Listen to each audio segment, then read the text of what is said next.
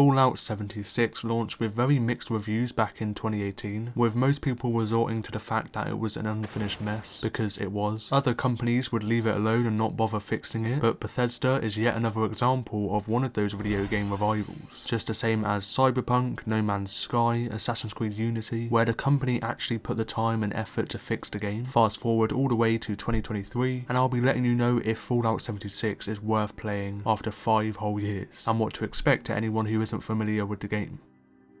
With the story in this game, the focus is all around redemption in a post-apocalyptic world set in the year 2102. Vault 76 has now opened its doors, releasing all the inhabitants free into the world that's filled with nuclear devastation. You as the player are in the shoes of the Vaulters, and your task is the easier said than done challenge of rebuilding society whilst you also uncover the secrets of the apocalyptic world. Mostly the narrative revolves around the attempt of rebuilding what's lost. The world is very close to having something dangerous happen, but it's also filled with lots of opportunities. The story begins with you leaving the vault and coming face to face with the reality of the giant wasteland. Your main goal is to reclaim Appalachia from all the chaos and build a new beginning for the world. One of the biggest additions to Fallout 76 narrative was the introduction of NPCs through the Wastelanders expansion. As before, the game definitely did lack the character interaction that all the other games had and what people loved, leading to a very big problem in most of the reviews. With the Wastelanders DLC, NPCs all have their own personalities, stories and quests spread throughout the world for you to interact and make the game much more immersive. Main characters like the Duchess and the Overseer bring a good amount of depth into the story, helping you feel way more connected to the setting around you as you progress, rather than it just feeling very bland. As you interact with these NPCs, you'll find yourself making choices that impact the story, which is quite common in a lot of video games now. These choices will also alter the outcome of the wasteland and the factions, settlers or raiders in Appalachia. Wastelanders is such a game changer and breath of fresh air that the game's storytelling really needed. The narrative became way more engaging, which is what we need, and your choices now feel like they make a difference and carry weight. Your decisions can lead to different outcomes, creating a sense of independency with more thought into how you actually want to play the game, which was previously missing. While the story of Fallout 76 has improved significantly since its launch, I would also say to sort of manage your expectations slightly. There's still areas that are weaker or just not included at all compared to the previous entries, which is still said in the reviews nowadays, but it does provide an engaging backdrop for your adventures in Appalachia. Fallout 76's gameplay has many improvements since its initial release. I'll go over the features you can expect. Now, I'd say the biggest aspect of Fallout 76 goes to the exploration. Appalachia is a vast and diverse landscape divided into several regions, each with their own unique environment and challenges. It's a destroyed and apocalyptic world, so expect the dense forest found in the mire as well as the dry plains of land in the Savage Divide. Every single location tells a story and offers hidden secrets that you'll slowly uncover at your own pace. I'll talk more about the setting later. There's character progression, which revolves around the special system, which allows you to customize your character's attributes. Then you'll unlock perk cards as you level up, providing a wide range of abilities and various bonuses that can always be swapped in and out to then adapt to many different situations. The game definitely pushes you to experiment with this system. It definitely offers a huge amount of depth to suit your playstyle and switch up your character, allowing for that replayability, which is a key factor. Now, I'd say the combat blends traditional Fallout shooting mechanics in terms of VATS, Vault Tech Assisted Targeting Systems. They let you slow down time and target specific body parts of enemies, meaning there's a good advantage in these battles. The game features a variety of weapons, spanning across the classic firearm, but also a ton of fun and wacky energy weapons, again switching up the pace of that combat. A bit like Far Cry 6 did, and people didn't really like that. The gunsmith and science perks allow you to modify and upgrade them to suit your playstyle. Moving on to the gathering of resources, crafting and base building, which are all a central aspect of this experience. You can build up your camp, construction and assembly mobile platform to then create your own unique home in the wasteland, designing it the way you want it to look, but also integrating many defenses and crafting stations. I loved creating mine, and I'm sure a lot of players will appreciate this part, allowing you to bring out a bit of creativity. The game offers a variety of events events and daily or weekly challenges that all provide unique rewards till this day. Events can range from many missions like defending a settlement against multiple waves of enemies, or even teaming up with other players to complete these challenges, promoting a connection with the community similar to No Man's Sky, which helps to keep the gameplay fresh, and I'm sure many people play this game solely for that reason of playing with friends. Adding on to that multiplayer aspect, Fallout 76 also introduces a PvP system where players can engage in combat against each other. Now this is only if both of you agree to the battle, which is such a simple yet great feature, as it for sure lowers the griefing side and allows for friendly 1v1s, and for those who don't see PvP as a main focus, they can freely explore and do quests without the constant threat of other online players, as I'm sure some may be cautious of that before playing. Carrying on from this, public teams is also another feature that encourages this social interaction, where you can join or create a team that gives various bonuses such as extra XP, carry weight or damage bonuses. Yet another system that builds onto the community and makes it way easier to find other players to play the game with if you're by yourself. There's also another side in gameplay which is for the more experienced player who's really up for the challenge, hence why it's towards the more late game and why I don't have an awful lot of footage. Now this goes by nuclear silos. As you progress you can launch nukes to produce high level zones with resources and challenging enemies. As mentioned, it adds depth and way more of a challenge to the game after you've had a lot of playtime. What's amazing is that Bethesda still continues to release seasonal updates, to release new content, quests and unique rewards, ensuring that there's always something new to look forward to and check out after so many years, to build an evolving set of gameplay rather than just abandoning it. While the gameplay has improved significantly over the years, in the multiplayer side it's important to remember that the game still follows the same online system as many games, so there could be the odd bug or performance issue, which I'm not too harsh on with the age of the game now, and they still work on fixing them all and keep it running. I'd like to add on to the world of Appalachia. The setting of Fallout 76 first off is stunning, which I know may seem as a surprise with what the setting is actually based on. It's not only the graphics, but the huge variety in the landscape is great. It looks really good sometimes. I mentioned it earlier, but the forest region is the game's starting area and actually provides a fairly safe introduction to the wasteland. Bunches of trees with unusual but cool cabins. The towns are also really detailed and diverse, so don't assume you're safe there, as there's always some sort of creature lurking around. The ash heap is a very desolate industrial wasteland where you can see giant smokestacks burn areas of land as expected. You'll also come across some mutated creatures, just highlighting that environmental collapse as we desperately try to save it. The Toxic Valley is essentially a poisoned area. This means diseased creatures and a bunch of environmental hazards. It used to be the top and thriving city of Grafton, however is now overrun by attacking robots and pollution. The Savage Divide region is a rugged terrain with a cluster of peaks and really appealing grasslands, and even the White Spring Resort, so it's nice to see a fresh breeze of green, though don't get too comfortable as it's one of the most dangerous areas, home to dangerous creatures which are quite high level for the most part. The Mire is such an eerie but also stunning swamp with a bunch of creatures thrown in a mix. As progressing through this region it will commonly reveal unsettling cryptic sightings, though is also really cool and immerses you into that area. And what I love about the world is that it's so incredibly dynamic, even with the changes in time, weather patterns, and each location is so different from the other, and they all tell stories of the world before and after it went to chaos in one way or another. I actually was pleasantly surprised with the attention to detail in the world design, just making it so much more immersive. And this does bring me to the question, should you play Fallout 76 in 2023? Very similar to my No Man's Sky review, I can't stress it enough, but this game is great when you slowly but surely explore the world and everything included in it at your own pace. This is what significantly enhances the experience, I can assure you. Fallout 76 has definitely evolved since its rough launch, with a way more stable set of gameplay linked with the story that's been upgraded with a new population of various wasteland NPCs. I'm pleased to say that this game is worth checking out now. In my opinion, the pros outweigh the cons, this being the story not going as in-depth as other single-player narrative, but also seen when comparing it to the rest of the series, judging from many reviews. However, it does offer that unique blend of exploration in gameplay and multiplayer that I thoroughly enjoyed, and I think you will too, if it does sound like your thing. What's great is that you can independently explore forgotten vaults and the secrets of the world in solo, or even as a huge team of players fighting every creature you see, expressing that it has so many opportunities for a lot of people. So I really hope that's now giving you an idea of if you should pick it up and play Fallout 76 in 2023. I really did enjoy this game and it really surprised me. Let me know if you'd like to see me check out any other Fallout games, because I know there's a good amount. If you enjoyed this video or found it helpful, then let me know by tapping that like button down below. And if you like story video games, then that's what this channel is all about, with a playlist of a series I've done in the description down below. Thank you for watching until the very end. Until next time, bye bye.